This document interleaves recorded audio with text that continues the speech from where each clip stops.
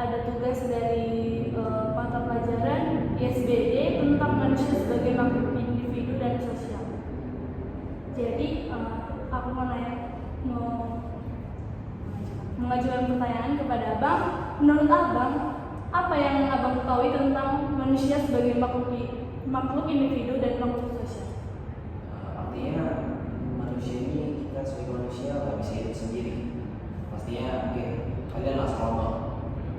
Kalian membutuhkan apa, nggak membutuhkan kalian kan? Itulah kira-kira maksudnya kebutuhan sebagai makhluk sosial. Kan Abang itu ketua di komunitas IKBKK. Apa peran penting yang dilakukan individu dalam membangun dan memperkuat komunitas itu? Individu dalam masuk konteks Abang kan? Iya. Oh, oke. Cara membangun komunitas IKBKK yang pertama, pas Abang pertama melantik jadi BPH, yang pertama dilakukan adalah menetapkan visi dan tujuan bersama IKBKK. Selanjutnya, pas pelantikan kan sudah ada nih anggota-anggota siapa aja. Jadi Abang memberdayakan anggota-anggota kami BPH untuk menjalankan semua program kerja yang kami rencanakan di awal, bagaimana supaya tercapai pada akhir masa jabatan kami. Baru setelah menentukan visi, lalu mempercayakan kepada anggota, ajak kerjasama, lalu bertanya pendapat kepada anggota bagaimana usul dari mereka. Jika usul mereka baik terhadap tujuan bersama, kita laksanakan. Untuk selanjutnya, bagaimana komunitas IKBKK mendukung kita berkembang secara pribadi sambil menjaga ketertiban sosial? IKBKK ini kan masuk dalam konteks komunitas yang berdasarkan Tuhan. Jadi tiap bulan itu pasti ada ibadah sekali sebulan, ibadah bulanan disekat IKBKK. Mungkin cara pertama untuk menjaga keterikatan dan membangun diri sendiri ya dari ibadah yang kami lakukan dari komunitas tersebut. Selanjutnya di IKBKK ada juga kegiatan-kegiatan yang kami laksanakan dan memerlukan panitia-panitia di luar kami BPH. Jadi kami rekrut panitia, disitulah kami mengembangkan panitia tersebut bagaimana orang-orang yang mahasiswa-mahasiswanya dapat bekerja sama dalam tim, memberi saran, terbuka dalam berpendapat gitu. Lalu mungkin saat kami rapat anggota, di situ kami kayak membangun gimana orang bisa memberi pendapat secara luas, secara terbuka betul. Pertanyaan terakhir, Bang. Apa tantangan terbesar Abang selama menjadi ketua? Saya rasa tantangan terbesarnya karena IKBKK adalah komunitas yang termasuk besar. Jadi tantangan terbesarnya bagaimana cara menggabungkan dan mensolidkan semua mahasiswa Kristen di IME ini. Bagaimana cara merangkul mahasiswa gitu. Itu saya Abang rasakan salah satu hal yang tersulit Abang sebagai pemimpin IKBKK. Oke, begitu saja Bang wawancara kali ini. Terima kasih untuk waktunya. Kami dari BSKN saat ini jurusan yang mencari iya. Jadi ini kan ada tugas kita tentang hidup sebagai individu dan menjadi sebagai sosial. Salah satunya itu kan antropologi. Ya, antropologi itu kan ilmu yang mempelajari manusia, masyarakat dan budaya yang ada. Jadi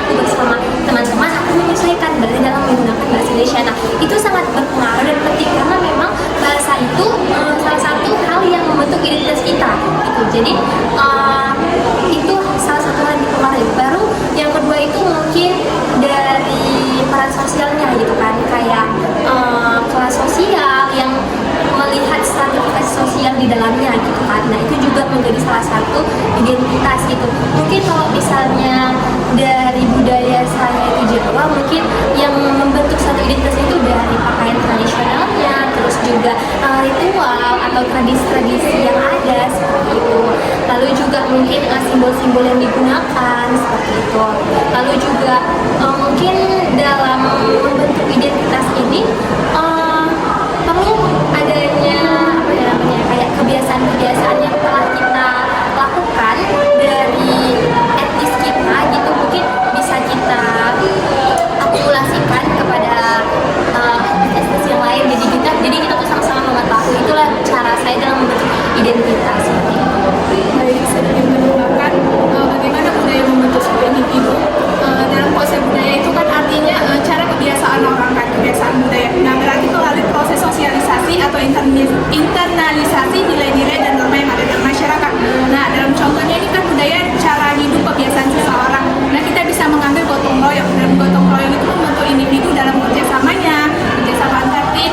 Dan itu bisa kita ambil dari, kan kami ada 7 unsur kebudayaan, yaitu ada sistem organisasi, ada sistem ekonomi, bahasa, kesenian. Nah, dan 7 unsur kebudayaan itulah bisa membentuk suatu individu di mana menjadi yang lebih baik lagi dalam bermasyarakat.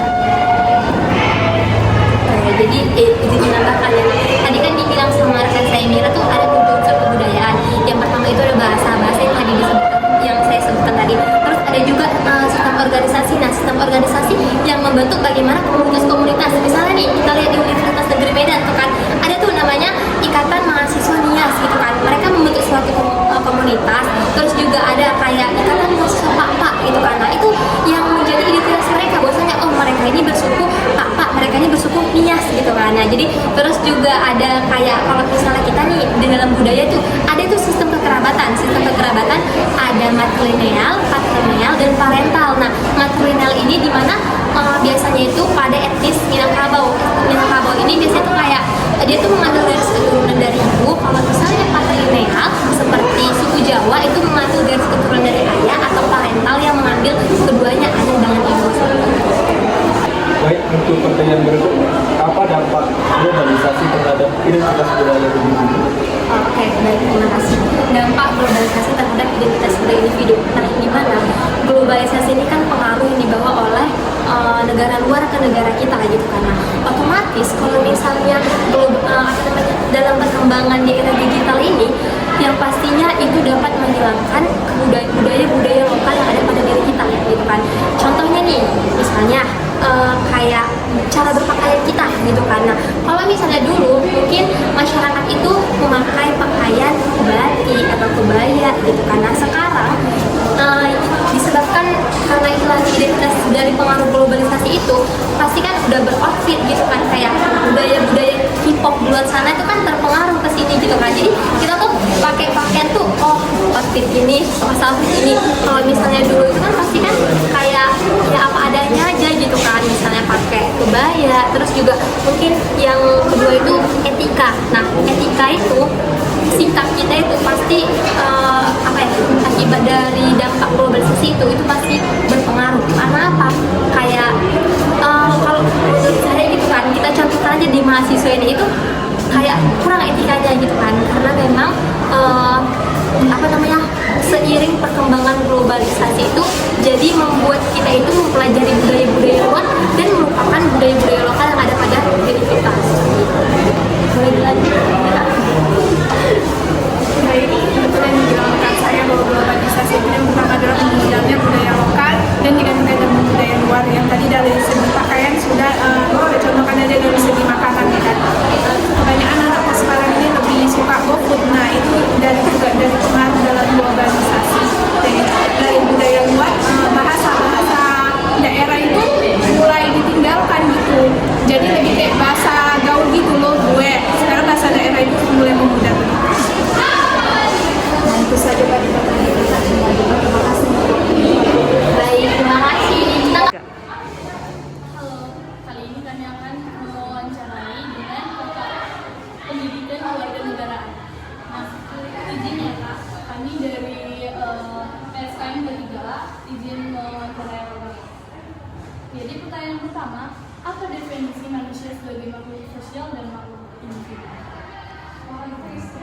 baik. Menurut pendapat saya, kita sebagai makhluk individu itu dimana itu kita diharapkan dan diciptakan itu unik, berbeda dari yang lainnya. Bahkan orang yang kembar yang dilahirkan ke dunia ini pun memiliki perbedaan. Nah, jadi kita sebagai makhluk individu itu memiliki ciri ataupun keunikan kita masing-masing, di mana kita sebagai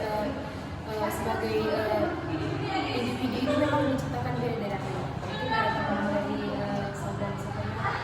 Oke, terima kasih atas pernyataannya. Kalau menurut saya itu manusia sebagai makhluk individu, tentunya setiap manusia itu memiliki karakteristik yang berbeda-beda, mempunyai tujuan hidup yang berbeda-beda, dan juga memiliki yang berbeda-beda. Kemudian manusia sebagai makhluk sosial kan kita sesama manusia itu saling berinteraksi, saling membutuhkan. Tidak ada manusia yang bisa hidup sendiri, harus bergantung dengan orang lain, dan orang itu bergantung kepada kita. Kalau menurut saya, sebagaimana dikatakan oleh saudara Sundaya, bahwasannya kita sebagai pribadi, sebagai makhluk sosial itu tidak bisa terlepas dari orang lain. Jadi saling memiliki ketergantungan antara yang satu dengan yang lain, sehingga kita sebagai makhluk sosial itu haruslah memiliki jiwa sosial, di mana itu kita harus menjalin hubungan yang baik dan erat dengan orang-orang di lingkungan sekitar kita. Mungkin sekian dari kami. Untuk pertanyaan selanjutnya, bagaimana keseimbangan antara kebutuhan sosial dan individual dapat dicapai dalam kehidupan bermasyarakat? Yang pertama, kita bisa dengan saling menghormati. Kita bisa menerima perbedaan antara individu dengan individu yang lain, misalnya dengan cara toleransi terhadap sara. Kemudian saling menghormati batasan-batasan yang ada, juga dapat melakukan kolaborasi antara baik individu dengan individu dengan kelompok dan kelompok. Dan kemudian kita juga dalam kolaborasi itu kita harus melakukan komunikasi yang terjalin dengan baik. Kalau menurut pendapat saya, keseimbangan kebutuhan sosial dan individual dapat dicapai dalam kehidupan.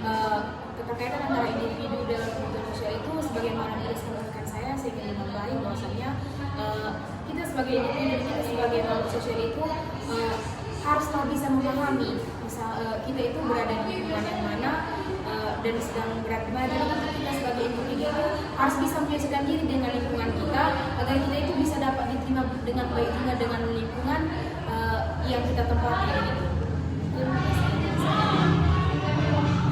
Pertanyaan terakhir, bagaimana peran pendidikan dalam mengembangkan aspek individual dan sosial seseorang?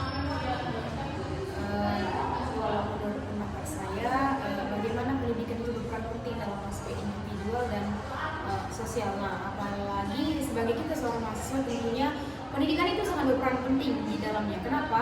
Karena kita sebagai pribadi dengan kita kuliah, tentunya itu akan membentuk karakteristik kita yang value-nya itu lebih tinggi daripada, saya tidak mengatakan orang yang tidak kuliah itu value-nya tidak tinggi, tetapi dengan kita kuliah tentunya value kita beda dengan orang yang biasanya yang tidak kuliah. Jadi itu membentuk karakter kita, membentuk pribadi yang tegas lagi, lebih bertanggung jawab, tepat waktu, dan juga dengan pendidikan juga itu akan membuka peluang kita lebih luas lagi dalam kehidupan sosial. Nah, karena dengan kuliah itu kita tentunya memiliki relasi yang luas, memiliki mendapat teman-teman yang baru ataupun seperti kegiatan organisasi dan lainnya. Mungkin sekian dari saya. Apakah ada tambahan dari saudara?